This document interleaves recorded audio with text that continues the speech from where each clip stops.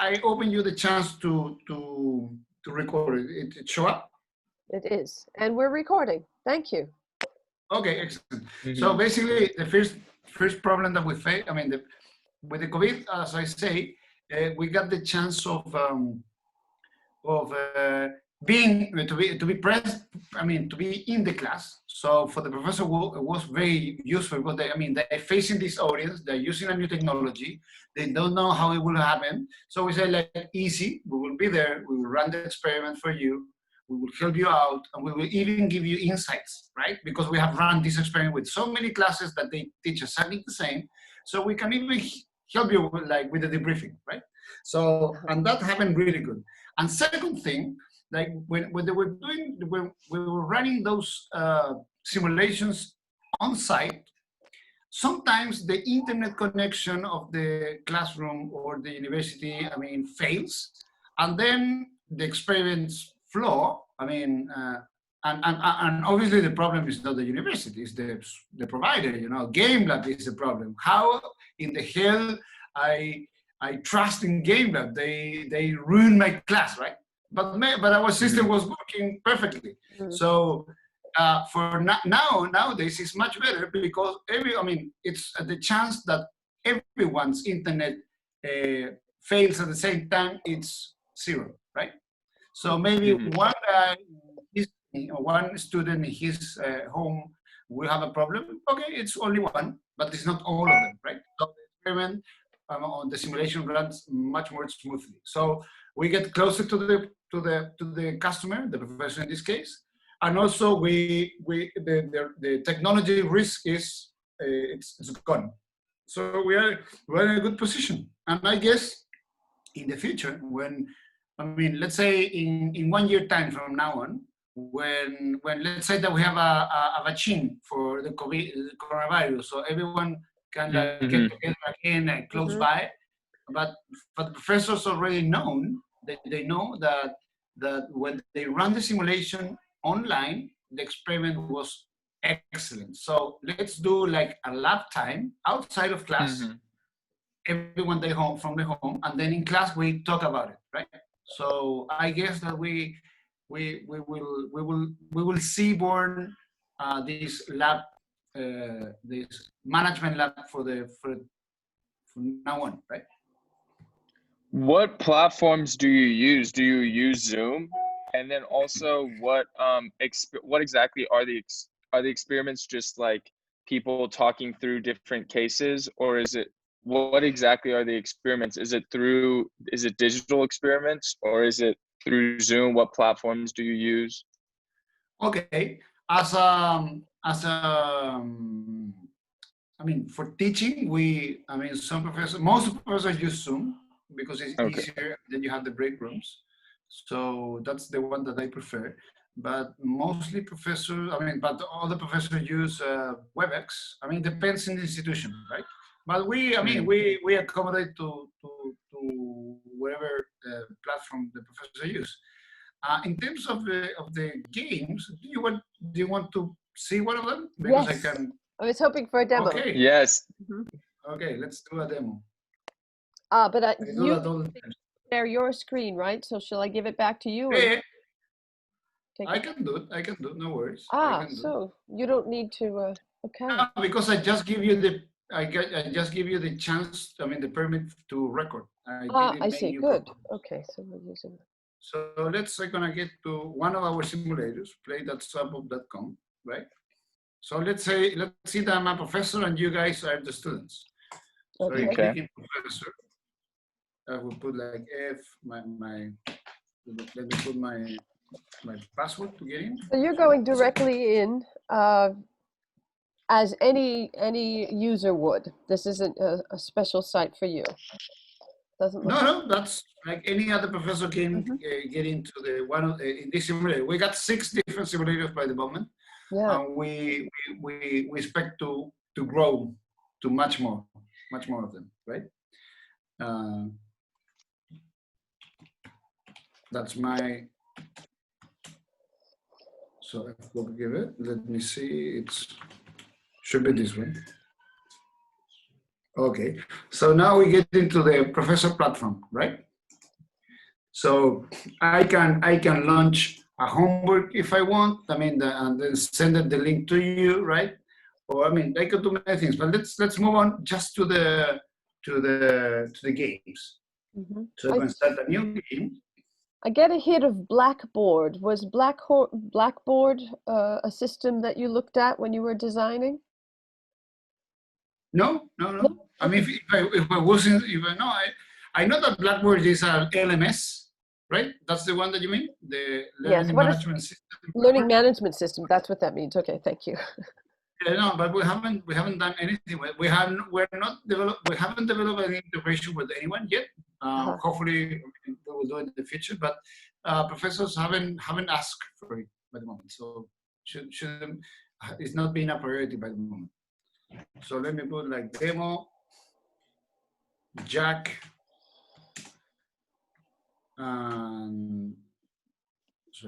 Jack and company. There you are. Now our simulators have the chance that you can choose among many scenarios. So you can even like focus in one particular concept maybe that you want to put some emphasis, or you might want to do different ones just to let the students to not engineer the game, right? What's the Yale soda pop experience? Because I showed to a Yale professor a very easy game. So, but let's go to this one. This is an introduction experience number 2. And now we will join, and you see that I don't have any team already, right? Mm-hmm. So what we will do now, I will open a private window. I will do the same. play.solve.com. And now I will choose a student. But before doing so, I will send you. So guys, you can join me. So if you click in this link, we don't support Explorer. That's the only browser that we don't support, by the way. So if you go to Chrome, Firefox, or Chrome, Safari, I see. Okay, I've done this. There's So enter as student. Yeah, so we click student, right? So we take yours. And then it will connect with, and will ask you for the language. It's interesting about the language because we have students in Turkey and even in Russia, and they ask for, what if we have the full software in Russian? I would say, okay, if you guys want to do the translation, we do it. For us, it's very quick, very easy. So we click in English in this case. Okay, game. Now index. it will load it up. Coming. Yeah, no worries. This is not a rush. Okay, I'm loading. And now you get the splash one, so you click in play. Let's see. Okay. Oh yeah. Then you get to this question. Let me move there. So now it's, what is the game code? Right? Game code. What is our game code? So 8468. 8468? 8468. Yeah, this is for this session in particular, right? For the one that I'm hosting. 8468, right? And then you join.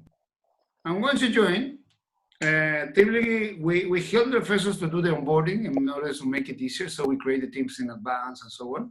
But let's say that now I will put my name, Felipe. You can do the same. And a password, very easy password, like 1, 2, 3, right? And then I will join. Okay. And now let's create a team. I will be with Jack. Felipe. Edie, are you on? Well, I didn't see the link. I didn't get the link. It went away. It's in the chat. It's in the chat. Oh, got it. Okay, I see it now. Okay. So now, Jack, you just have to, in the same screen, you just have to join my group.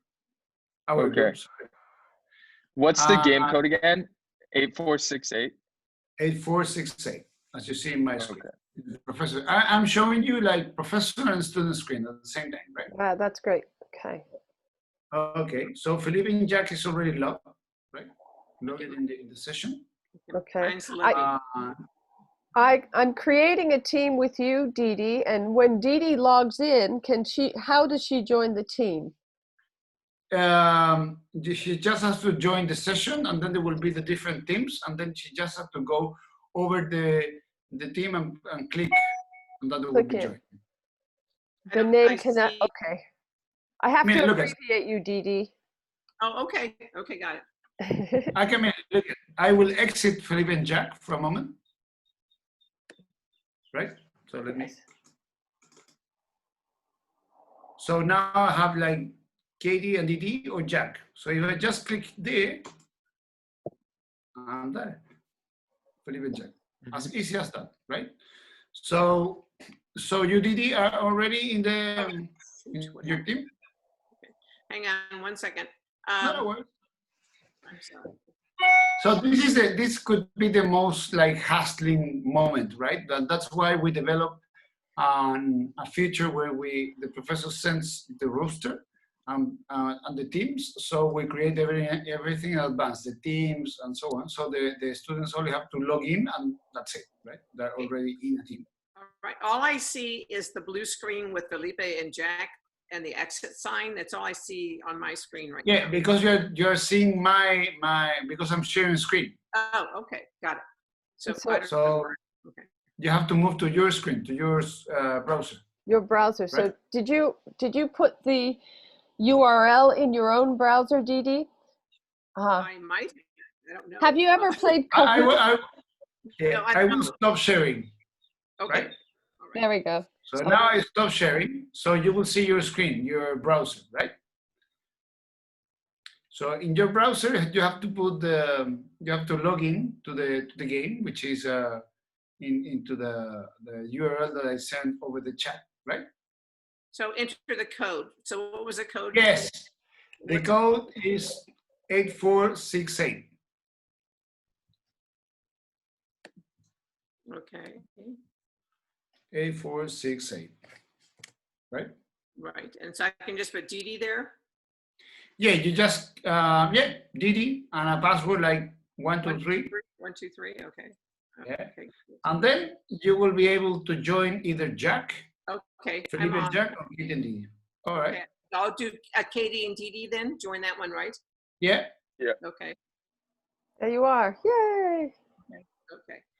There you are. Exactly. Mhm. So now, if we are ready, so you see all the teams locked. So now I will click and start, right? Mhm. I will share my screen again. So now I will click and start. And then you will see in the professor screen, look at what happened. It's like, go for this game. It's 8468. We're playing the demo Jack and Company. We're playing the swap experience number 30 minutes. It has gone already 15 seconds. Simulated days 1, simulated hours. Okay, let's pause the game because I want to do some clarifications, let's say. So your screen has saying like game paused by the professor. Blah, blah, blah, blah. I Right. click resume again and we keep on playing, right? So, and students love to, when I click here, ranking, because this one has a dynamic ranking. So the game, it's about a bottle factory, right?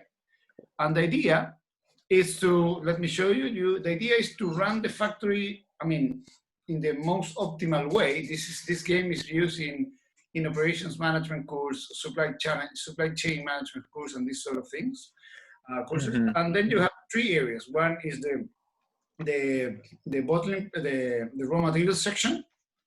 Then you got the production management section, and then the finished goods inventory warehouse, right? So imagine that you want to, let's say, increase the output, right? So here you can buy and you can manage the amount of machines that you have in operations. So we have like $164 in cash. Let's click on the graph first. So you see, like we were consuming all this raw material over time. This is the walk-in demand that we have received, right, every day. This is the finished products that we have at any given day, right? So we are when we're like having stockouts of finished products all the time, right? So we might increase the output, the throughput, right? And also the cash is pretty. We have enough cash to make some investments. So let's. Oh, our factory, it's has stopped a bit, right? Because Sure. we don't have raw material. Raw material will Raw arrive in materials. now. Yeah, now the raw material is on. So let's buy. If we see here, like this is station number 1. So this is the mixers. We got 2 mixers out of 2, working at 88 capacity. Then we got the bottling machines. We got 4 out of 4 working at 100% capacity. So our bottleneck is there. And then we have 2 out of 2 machines working at station number 3. I guess that one of you actually bought one machine, right? Did you, Jack? Let's see. Active machines, where do we buy it? Edit. Well, Yeah. Oh, did you buy something? let's see. I bought some. Yeah. He didn't say anything because we're a team, right? He just took a decision. Let's see. I'm gonna click the data. That's Jack. There you are. I know the numbers, so then I realized that Jack did something. So I click in data, and let's see the data that we have, like day by day, and we will see. We will discover Jack. So Felipe and Jack, as you see, this is our team. Felipe and Jack here. Look at that. We got station number 3. You see, this is the amount. We started with 1 machine, and then in day 8, day 15, Jack decided to buy a machine, and he spent $50,000 in that machine, and he didn't ask me, right? And you did. How else? You did. Yeah. So basically, here we got all the decision, the data day by day, so we can keep track of the decisions, right? If we want. So, but let's say that we want to buy more machines. Again, we got problems with raw material. We have facing stockouts. So we're gonna face and work out this problem later on. But let me buy. Now we will do it. Jack is seeing that. I will buy like 5 machines. Let's buy a lot. Let's buy 4 machines of station number 1 because we want to increase the output. Let's say let even more. Let's buy 4 more. And probably you guys have the same, which is because we received the same demand. Right. Here there's an envelope, right? So I will click in read. And this is a contract that just arrived. And it says that this contract, it's facing 100 bottles a day of daily demand. It will start in day 70 and it will end up in day 80, right? And you've programmed those to come in randomly? No, I will show you. It has been set in the scenario, but you guys as students don't know, but I know it, right? And it has a fill rate and Excel penalties and so on. I will accept that, right? Okay. And I will say, let's produce. So let's produce more. So we will change the reorder point, which I will tell you in a minute, and the quantity that we ordered over time. I'm going a bit because I want to fulfill. Let me 1 sec. Okay, this is the raw material section, and I can change the Q and R. What is the Q and R? The Q is the amount of raw material that you ordered to your supplier, and the R is the reorder point. So how much buffer you have of raw material until you get exhaust.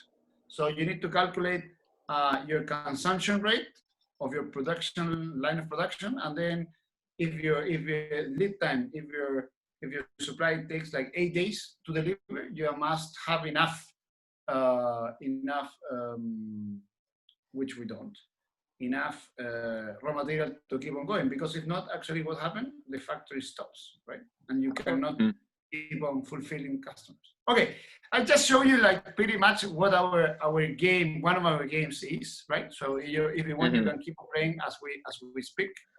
But let me know. I mean, Karim, let me explain you. My nephew, my older nephew lives in Stanford actually, and his girlfriend, it's friend of Jack, right? Oh, okay. Yep.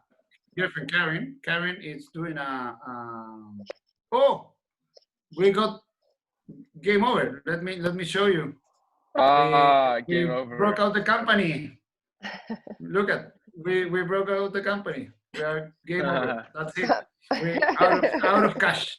What is that? Definitely Is it out of December cash. 31st? Is that out of No. We're in the 80. We bankrupt the company at day 70 or something. Bankrupt. Oh no, because the ingredients aren't healthy enough.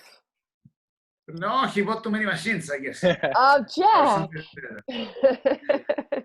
But anyways, but My this is fault, very my interesting fault. because for students, I mean, let's go what happened in the what's management students. They read cases, they read theory, they debate in classes, but they never have the chance to try the strategies. So when they do try the strategies, when they stop working, and then if they fail, I mean the consequence could be huge.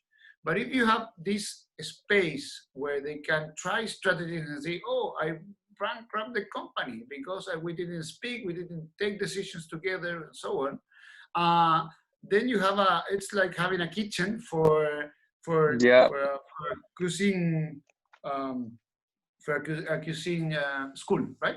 Yes. So this is what we try to develop, to deliver a very easy and accessible and simple and with a frame of video games management lab in some way, in order that I love it. Let the students to really learn at the end. So this is what we do. So now I would like to know why we're sitting here, right? Why we? How can I help you guys? What do you want to know? What do you guys do? I mean, Jack, give me a little bit of an intro, but I would love to know because I understand that you guys are in Stanford studying, right? Right. I came through. Yes. Jack is there now. Yeah. And okay. So please. Yes. So Didi and Katie actually both got their Masters of Education at Stanford, and I'm studying technology, entrepreneurship, and design thinking this summer there. And when Corinne introduced me to you, I loved what you were doing, because that's kind of what we're trying to do, is utilize or take advantage of the remote learning and homeschooling that's on the rise right now. So if I could share my screen, I'll share with you kind of what I can't share it. I guess you can share it, Katie. Okay. You can go. I give you the access. Go ahead, Jack. Okay. So you can see my screen now. And Felipe, I can imagine this being used for cinema production. Sorry? I can imagine your simulator being used for cinema production. Well, it's interesting what you say about cinema, because one of my starting points was like when I was teaching at uni, I do teach until today, like why, I mean, when students go to class, they fall asleep or they're in anywhere else than in the class, rather than the 20% like more motivated students. But when those students that are really unmotivated, and when I'm actually my nephew brother, it's like this. It's like this kind of students. When they go to the movies, the movies took all their attention. Yeah. So, and then I make a reflection, which is great, because cinema, it's like you do a pre-production, then you produce the movie, and then you have to do the post-production, and finally you get a piece of 1 hour and a half, let's say, piece of work that then it could be reproduced everywhere, and everyone enjoys and being able to be absolutely absorbed by the experience. So my point was why we cannot do the same but for classes, right? And that's why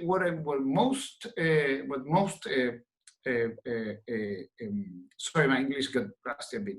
The thing that really was like, wow, it's like you get 100% attention of the students when they're playing, 100%. I mean, no matter if it's undergrads, MBAs, executives, no matter if it's in Chile, in the States, in Europe. I mean, it's amazing what you can, the engagement. And this is, I think, is the biggest thing, right? Yep. So sorry that I move on.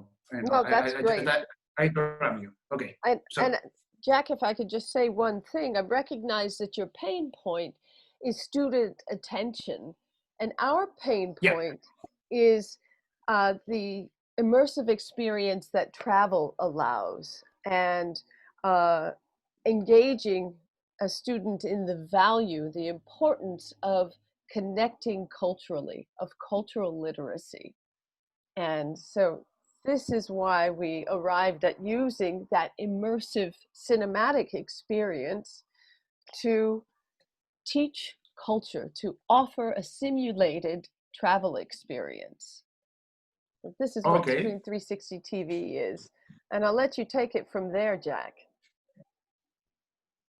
Yeah, so that's why it's so cool, because we want to kind of capitalize on that experimental thing that you got going on. And so we want to service teachers different international films that they can use for AP themes and their curriculum.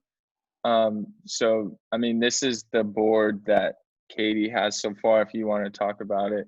Sure. Katie. Sure. Screen 360 TV has, up until last year when we received a $250,000 matching grant from European Venture Capital, we were a nonprofit project and testing internationally mainly between Germany, a little bit with Poland and the United States to see how this works. And some of my advisors have been with me since Screen 360 was a brick and mortar film festival.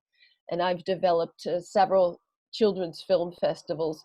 And so Screen 360 TV is the way to reach more audience members and simulate the International Film Festival atmosphere, which is sparking empathy in multiple ways, especially between audience members, and also for, of course, the international protagonist on screen, a kid in India, a kid in Chile, and we are simulating that now online, and that's what Screen 360 TV is. And the gent down here, Bill Delzell and Scott Miniman, who's also a Stanford grad. Bill Delzell is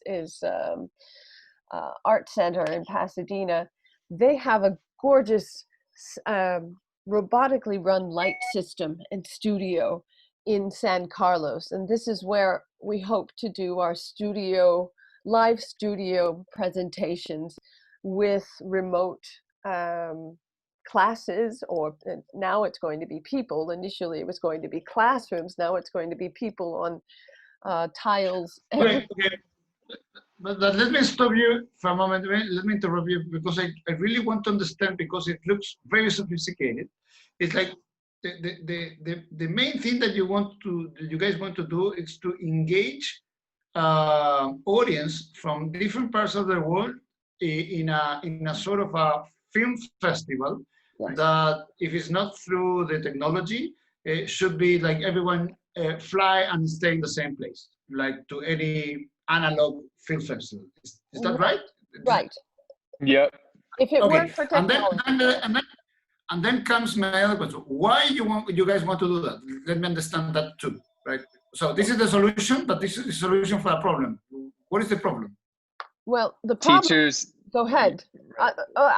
If I could, Jack, sure. The problem is that American citizens, particularly, are not experiencing the level of cultural competency that we feel would support the mitigation of racism, xenophobia, these pain points. If they were engaged earlier on, even just one film can make a difference. And I've done research on this, that our society would be a different society. It would be a much more open and generous and understanding and interested internationally, interested in other people. So what Screen 360 does predominantly is engage empathy. Okay, got it. Understand. And later on, I will tell you about an anecdote. Anecdote, yeah. Yes, Anecdote. would love that. Yeah. Yeah. Okay. About that. So yeah, please go on. Jack, maybe if you, Yeah. there's a simulation slide, if I recall. There's our MVP. Yeah. I'm wondering Yeah, if so this is our MVP. Okay.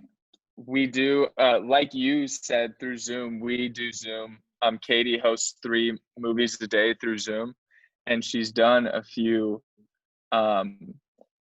already. Do you want to speak about those with oh the yeah, students? I think we have that in the slide further on when there's a teacher in Berlin who teaches in an Italian-German school. There they are down below, teaching an Italian-German school. And one of the films I showed was an Italian film. And the director joined us from Rome. So the kids were in Berlin. I was in the US. We watched the film together. The director came on, which is the film festival model. And that's really when Screen 360 TV is working at its peak. We can't always, though, have the filmmaker present. And the kids had a conversation with the filmmaker. So there's so much going on there. They're talking about the 2 boys who were in the film who were from different sides of the tracks, for instance, for example, but were friends. And so a lot of empathy engaged there. And they were super amazed that they were talking with me and listening to my questions from the US translated through their teacher. The teacher was translating back to me. And then, because the internet went down, I gave them a thank you gift and it was a challenge, to create a Rube Goldberg machine. You know these machines where it's perpetual motion, you tap a domino and it hits a domino, it hits it, yeah, and it goes, so it goes. They'd never done this before. They watched a video and they built one of their own and made a video of it and sent it to me, and showed it to me. They didn't send it to me. So this is the kind of engagement we're looking for. And what I'm especially interested in what your project does is how you got into the management schools. So we see Screen 360 TV embedded in a film school where we are showing emerging filmmakers how young audiences actually watch international films very differently than they watch things that they're used to. That's where you get the bored kid. We want to see a kid who's actually kind of traveling in and watching their film, and they're engaged in empathy for the protagonist. And then meeting the filmmaker afterwards, that really plants a vivid memory which has the capacity to be a directive memory. We want them to grow up and maybe meet these kids or meet the other audience members and you know, who knows, become a diplomat and meet another diplomat 20 years hence, and they recall a film that reminded them of a moment where there was agreement and they both had seen that film. That's my dream. I understand. I mean, it's I mean, the problem that you guys have tried to solve is like this cultural non-literacy, right? So Yeah. it's true. I mean, in the US, I've been always very impressed about the people. It's like 5% of the US citizens have a passport. Yeah. That means I've that also read 20%, but you're right.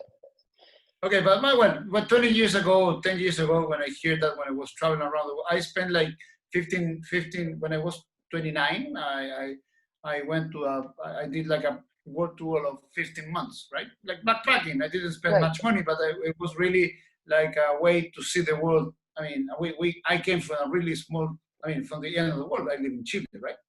It's like living in New Zealand. But the point is, I was very impressed that U.S. citizens don't travel much. I mean, they travel inside of the U.S. It's like Chinese mostly traveling inside of China. So they don't have those experiences. And when they go abroad, they mainly go to Europe, which means Italy, Spain, and so on, right? France. But they don't travel much, but it's because they don't have enough free time to travel. I mean, you guys have just 2 weeks holidays. And one of these weeks you have to deliver to the Christmas, and you have in a year, then you got one left. I mean, you don't have time to travel. I mean, I think that's a big point, right? If you got more free time, you will travel more for sure. Yes. Because you got the money. I mean, you have, the dollar, right? But being saying that, I understand where you go. So the way that you engage is, you bring the film festival to your screen, and you can make questions to the director. I mean, it makes a lot of sense to me, right? Now, your question was like, how we were able to join management schools. I mean, we are from Chile. I don't have a PhD. I don't have a master's, so I don't have the credentials like typically they ask for. I'm even that I graduated from a really good school here in Chile. It's nobody knows in the States, right? It's like, what is the Catholic University? I mean, it's nothing. No one knows. So because we got something. I mean, we professors in business schools, in management, they have the PhDs. They probably study together, right? With, let's say, one guy who maybe will be in Dartmouth, and the other one will be, let's say, maybe in Stanford, let's say, another one which is in Catholic University of Chile. They met each other deeply when they were doing their PhDs, right? And some of them like keep on meeting in those annual meetings when they got together in this, let's say, Informs is one of the annual meetings of operations management. But there is this like the festivals. There is big special meetings like happens like 1 or 2 a year, where all these professors and PhDs they gather together and they expose their papers and so on, right? So even though that the academic community, it's very diverse, it's very connected. I mean, it's small and it's connected. So if you get the virus in one guy, and this guy tells to his colleague, ex-colleague, and then suddenly you move from Chile to the US, then suddenly from the US to Europe, and then you see, because this network is small and it's very strong, right? So you need to get into this. In my case, was the academic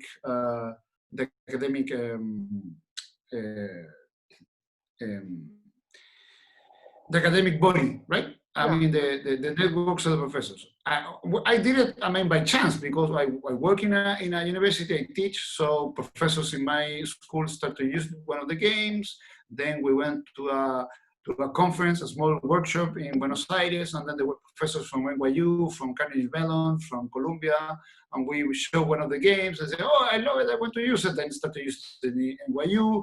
Then the guy from NYU told to the other one, and then things start to move. And then I would say from once we got really developed that, but it was always a side project. In 2018, we raised capital. We raised $300,000, which is, we have done everything with just 120 US in public funds that we raised in 2014, 2015, and then we raised private capital 300,000 in our first seed round, and we have done everything with that. And from this point, when we make this in 2019 January, we raised this 300,000 private round. Then we move full time, right? Okay. And then we strong the team. We robust the team, and then we started to have a more like a go-to-market strategy. So we moved from, let's say, MVPs to a more like a robust product. and also we prepare a much better communication. I mean, we developed the go-to-market strategy was how we can communicate to the professors, right, and establish a relation with the professors. But now with professors that they don't know us, right? And because of this game is being used, let's say in the school A, B, and C, so you might be interested to do that because I know that you actually teach the same thing, and then this game will be useful. I mean, maybe I'm really dispersed, so, but if I can, I mean, make it simple. I mean, you, Didi, you look like confused what I'm saying, or not? No, I'm very interested, but I guess I have a couple of questions. One is business your background? How did you design these games? Number one, okay, and number two, are you primarily the sole person in the market for these games? Because are there others out there that are doing the same thing as you are? Okay. Are there competitors out there? First, I'm an engineer, but I'm not a programmer. But I work with I work with the students and also with one student, developer that keep on working with me. And we have a carnival of internships, right? So plenty of students going back and forth. So I use a lot of that. Second, there is more people in the market. Yeah, there is, but not many, right? Right. Not many, but there are, right? But our strong thing, I would say, is the focus in the interface, in the video game interface, that you like it. And second, the importance of the service. We really we put a lot of effort in the service to be with the professor, to help him, because we know that he's facing an audience, and he will be, and the professors are in some way at risk when they are innovating, and professors are conservative by definition, right? So being saying that, what we started to do in terms of a go-to-market strategy was, okay, we hire students to go through all the different, and we take the rankings in the universities, and we just skim all the business schools and looking for professors. And professors, they have their interest, their emails, and all of that published. So, okay, if this is public information, we send an email to them, right? So, dear professor, blah, blah, blah, I know that you teach this, and that. You may be interested to use this game, right, to teach in your next fall. And there is a rate of professors that answer, and some of them don't, right? And then from there, we start to keep on growing our base of customers. The interesting thing that thanks to the COVID, this rate increased a lot because now they are in need. Most of the time we were more, and this is a very important thing. We used to be looked as a vitamin, right? Something that is good, it's really nice, it will help me to run a very nice class, but actually I don't need it, right? Mm-hmm. Because I have to go to the uni, ask for the money, okay, maybe next semester, that's it. Right. But now we move from a vitamin to how you call essential something. Yeah, but the painkiller. Ah. Now we sell painkiller Yeah. because now they have a pain, which is they need something to make, because teaching through the internet, doing presentation of cases is exhausting, and they lose the engagement of the students. So they need something to engage them strongly. Excellent. So now, and this is an effect, this is something that's I know that would be very difficult to move, to make this cultural shift on the professors. And then suddenly, like, this context help us to do the jump, right? Makes sense? Yes. So Yeah. I have a question. So you're very similar to what we're trying to do. We're trying to get into the classroom. We're trying to provide something that would engage students. And what we're facing in America is the fact that everything, all the schools have standards and tests and curriculum and whatever. And so this is something that's a little bit, it's different, no doubt about it.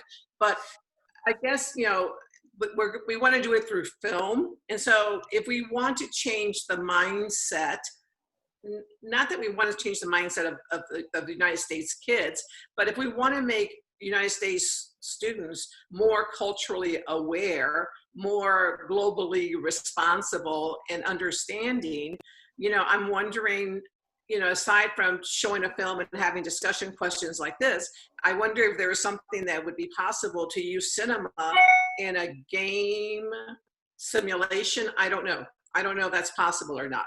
But I mean, I think obviously we have the standard route, which would be a film and discussion question, curate the films, be distributors of these films. But I think the next step really would be, could we create some sort of a simulation around cinema, the use of cinema in a classroom? And then I think you do what you did exactly. I think you start out with one teacher at a time, one school at a time, and move on that way. But I think it's coming up with something that is engaging, because you're right, you're absolutely right, that it's deadly. I mean, I have a lot of teacher friends. I was a teacher myself, and everyone's pulling their hair out because it's hard teaching virtual like this. You don't know whether the kids are engaged or they're whatever they're doing, etc. So I don't know. Is it possible? Do you think? I don't know. I'm asking. Okay, let me break down your question into two parts. The first, you talk about standards, right? So yeah, I mean, there is some standards that the kids, let's say, have to learn, right? And this is enforced by the government. So. Right. But the universities doesn't have that, right? So in universities you have more like a freedom of, not freedom of speech, but freedom to teach, right? Even though if you go to management schools, the curriculum everywhere it's almost the same. It's very homogeneous, like MBAs. I mean, maybe Harvard and Stanford MBAs are the best ones, but what they study there is pretty similar to let's say MBA number 450 do the same, right? The different students, different environment, different professors, same content. So there we have an advantage, which is not the same in kids, because governments teach different things when you move from country to country, maybe state from state, right? So we have an advantage there. Second, and second, the management schools professors, they were in need to make a more hands-on experiences, because everything was too theory, and the most developed thing was the case-based study, case-based study. And we have the technology to move from the evolution from case-based to simulation-based, right? It's, I mean, the simulators are the evolution, I mean, the next step in the evolution of the case study, right? So this is one thing. Now, but then I see a very strong fit in between simulators, I would say, and cinema. And why? And let me tell you why. Imagine that you get into your MBA class, right? Either on-site or online. Well, you see 2 or 3 different videos that the professor make. I mean, expose the theory, and you may see them in the subway, right? And then you get your home, you turn on your computer, and then now we're gonna go to the simulation. The simulation starts with a short film, right? Imagine like a really nice film, short, that exposes the case, that you get into this boardroom, and there is a discussion, and you're the consultant, and you have to help them to find a strategy and to do the right thing, right? Let's say in the bottle shop, in the soda pop factory, right? So you get immersed in an experience, right? So this is the context. And then you go and you play, and then you get your output, you take the decisions that we do. So if we move to what you're saying, there was one thing that really caught my eye when I was like 12 years old, and also with my whole class. There was a set of books, like a book, like you read a novel, but when you get, let's say, to page 30, it says, if you think that this will happen, move to page 45. If you think that this other thing happened, moves to page, let's say 32. Right. And then at the end, you have like 2 or 3 different endings, and then you choose your ending.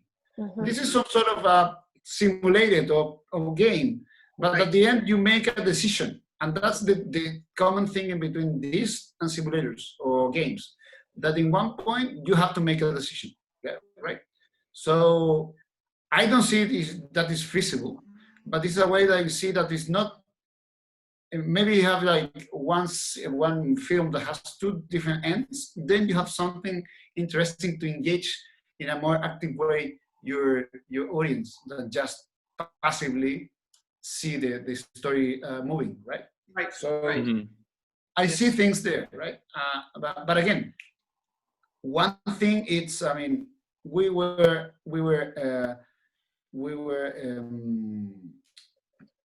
lucky that we don't have the standards enforcement.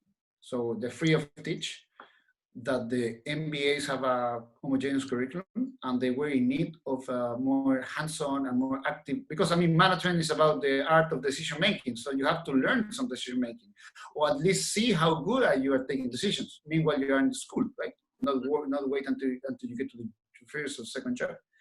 And this is the advantage. That's why we were able to, because we get into this network of professors, we were able to move, and this network is pretty small. But there's some common things that you may want to use in order to spread the use of your MVP. Make sense? Yes. Yep, Yeah, makes that's sense. nice. I'm also, when you want to design a game that simulates a film festival, let's talk about that. Okay. I'm imagining that now. Watch a film, go here, go there. You meet the filmmaker, and your filmmaker says, "Listen, I need a PA. Can you come with me?" Do you do that, or do you stay? So many possible Exactly. possibilities. So, are you aware about this book? What is it? Crossing the No. chasm. Thank you. Okay, No. this is a must read, right? Oh. Okay. It's pretty old. It's from the '89. I would say it's not like a brand new thing. It's about high-tech marketing, and basically all entrepreneurs think, if you look at the bell curve, you see there is a gap in between the innovators and the early adopters to the early majority. You see that? If you could lift it up a little The higher. biggest problem. Yeah. This is the biggest problem that every entrepreneur faces. Like, you got early adopters that like your stuff because they have the same vision. They share the vision that you guys have. But then suddenly you don't grow. And because you don't grow, you cannot pay the bills. And then you start to see, maybe my idea was not a very good idea, and so on. Right. But then there's a few things that you have to do, which is focus in your MVP even more. Make it more robust.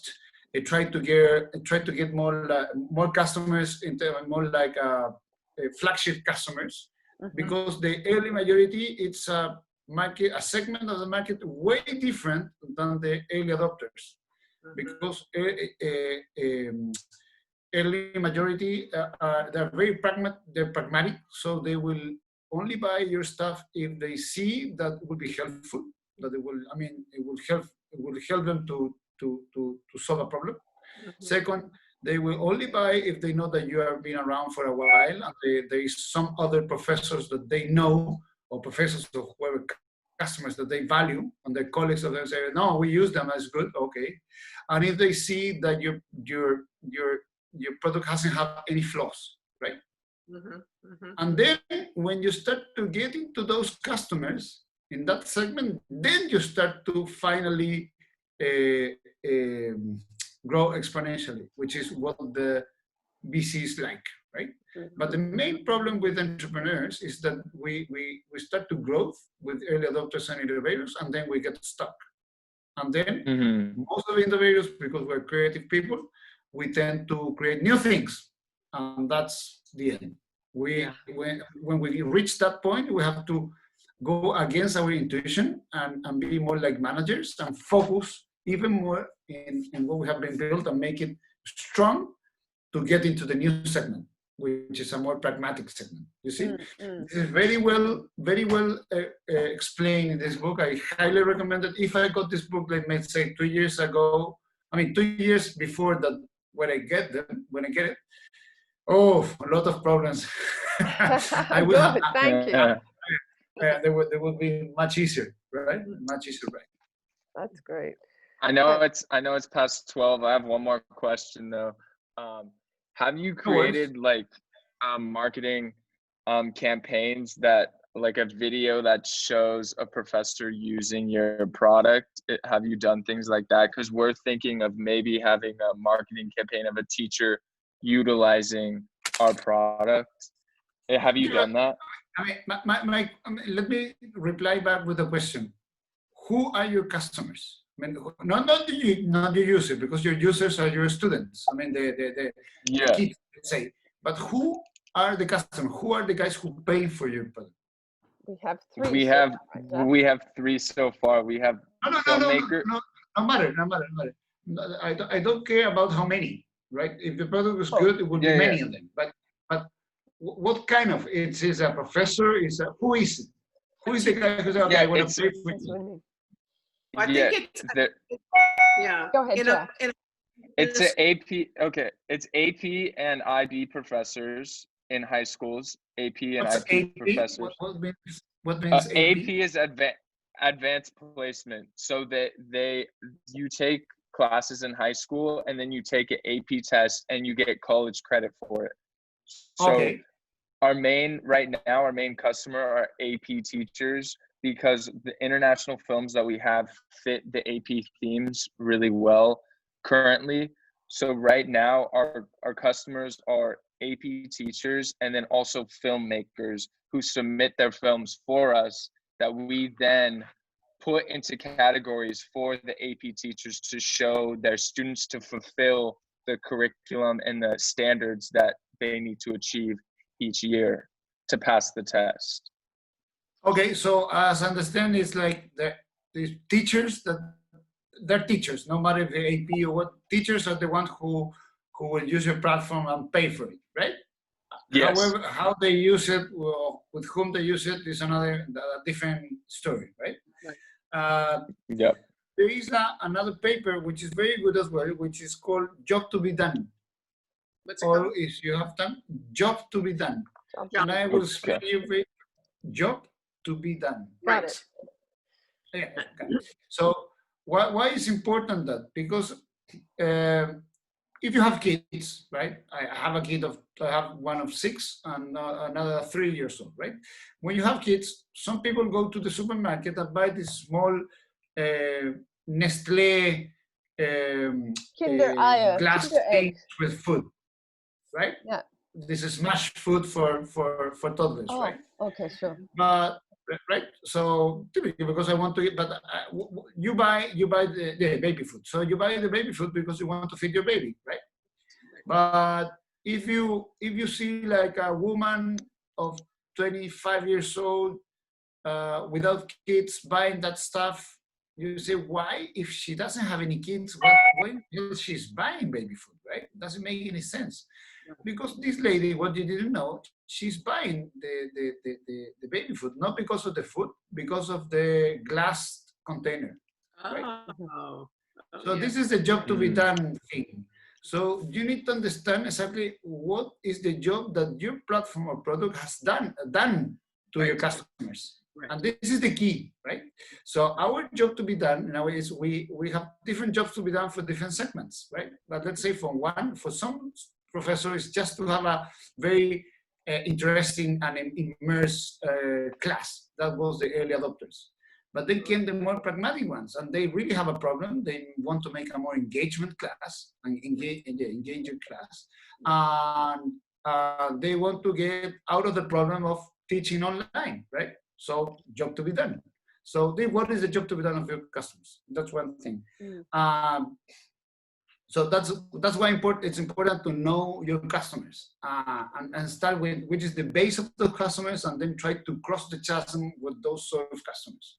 Right. And then when you go beyond that, you start to segment the market. Because even though in this early majority and late majority, you will see different segments that they value different things, right? Make sense what I'm saying? Yes, Mm-hmm. yes. Okay. Did you say that was, did you say, Felipe, did you say that was a paper or was it just a term you used, job to be done? No, it's a paper. It's from a Harvard professor. I mean, you have to look in the internet and find it. One of the peers that work with us, it's really a fan of it. She thinks that this is one of the most important things that you have to know in business. And I learned from her.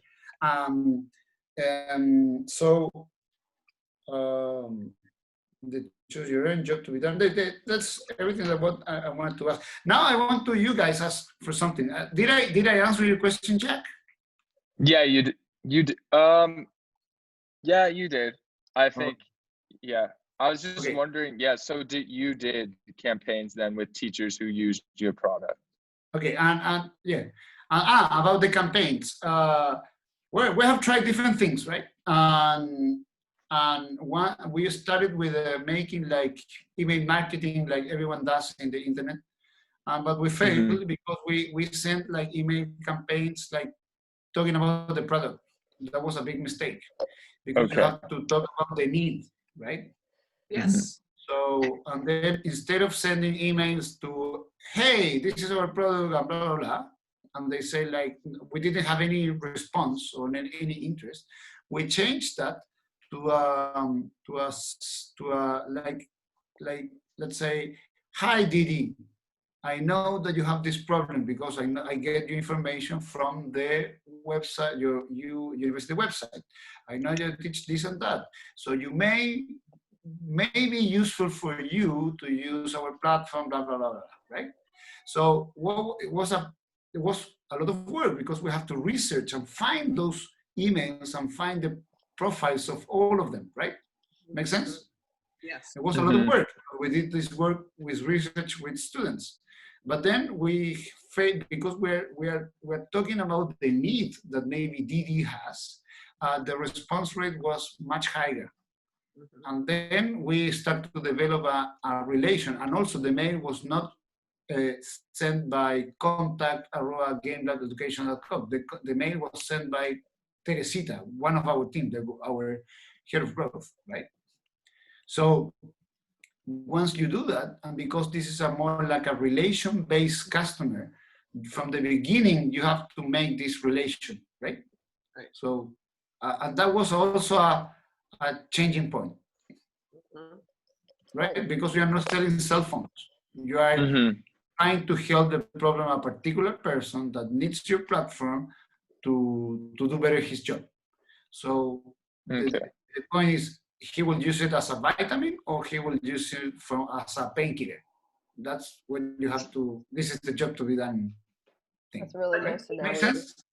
Yeah, it can evolve though, right? It can evolve. It means, I think sometimes you don't know what you need sometimes. And so therefore, I can fix this little problem for you right now, but there's a bigger picture, but you don't know what that picture is yet. You don't know that you need it yet. You haven't discovered it yet. Exactly. So, yeah. Exactly. In our case happened because the pandemic helped us. Because put all professors in an uncomfortable zone and they need this sort of tools in order to navigate through the crisis in terms of their teaching. That's valuable. So that's okay. I mean, the evolution is okay, right? Yeah. Yeah, very good. Jack. Now I would like you guys to make a question because you live close to Stanford. Two things. You, Catherine and Dee, you guys study the education department of Stanford, right? Right. Okay. You guys work there as well, or just study there time ago? No, just studied there a time ago and continue as an entrepreneur. And I teach design thinking, actually. I've taught in several places around the world. Okay, excellent.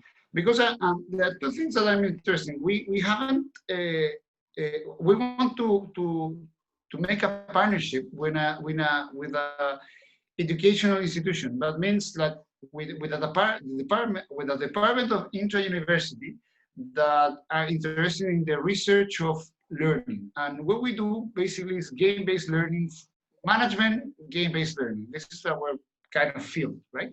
And it's a very like not developed in terms of research because there was no many labs, right? And we have one lab, right?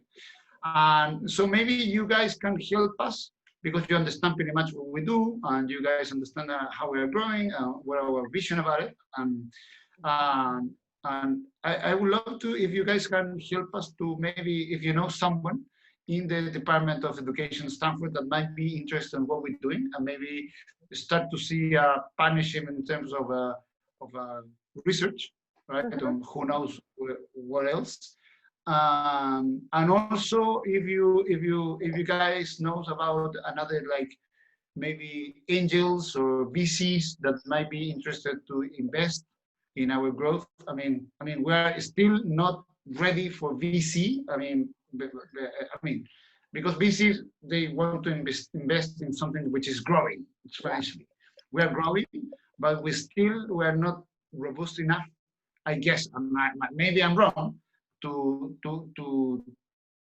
get like a VC investment. So I mean, we were looking for more for a round of capital. So if you guys know somebody that might be interested in what we're doing, I mean, we appreciate that contact as well. I think there's an opportunity to sort of cross-market, and because we're also out there, we have a little bit of funding, but we're looking for seed funding to match the 250 that was sent to us. But I'm thinking of Myra Stroba, who she's emeritus right now, but she's still living at Stanford, and she runs the education and business co-management degree at the School of Education, and she's got several books out. You can look her up, but I'm happy to make that introduction, and she's the person that I thought of immediately.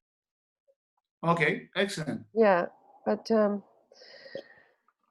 just I'm wondering, go ahead, Dee. mine was the School of Education for teachers, right? For teachers. And I know that, so I was teaching teachers how to teach. And I know that Linda Darling Hammonds, the head of the School of Ed, is probably, if we could, this would be interesting to, for teachers to think about how to create simulations or how to teach with games, right? So yeah, I could definitely make a contact there too, for sure. So I'll do that. I mean, if you may see a point of interest in between both us and them, I mean, always is good to have a coffee, and now it's so easy. It's a virtual coffee over the internet, so over Zoom. So we will happy. I mean, I will be happy if you can help us to meet people that would be interested in what we're doing. I mean, that. Even could be like people from the education side, or maybe people from the investor side, angels or VCs. Yeah. Okay. And I'm going to introduce you to Ignacio Schiefelbein also. He's an illustrator as well as game designer. So you should know each other. You should have those resources. Yeah. Please make a quick intro, and then we join in Zoom together. I like that. To be continued. Right. Jack. Yeah. Thanks, Felipe. Thank you. I'm happy to help if I can help in something. I mean, I will happy to. Hopefully, it was useful for you. This is super useful. So really generated some very ideas. Useful. Very. Thank you. Thank you. We'll be in touch. Okay. I mean, I'm here. So nice to meet you. Please, anytime, just send an email and we can get together by Zoom again. Great. Thank you, Felipe. Okay. Great nice to meet meeting you. Nice to meet you. Bye. Bye-bye.